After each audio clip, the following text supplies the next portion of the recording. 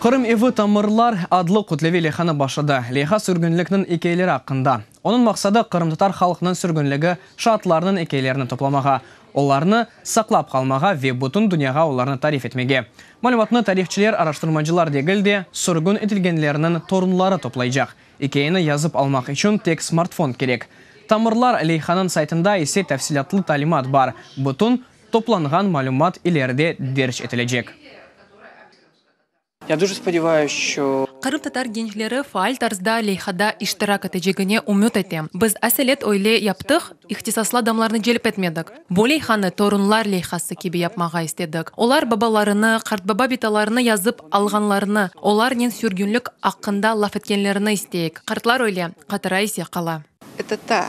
Бу сүргінлікнің огренілмесі үшін пек керек олған малюматтыр. Не үшін? Чүнки бұтын халқа қаршы бу жинаятны япқан совет органлары әр түрлі малюматны уфақ түфек ве муим шейлерні гізледі.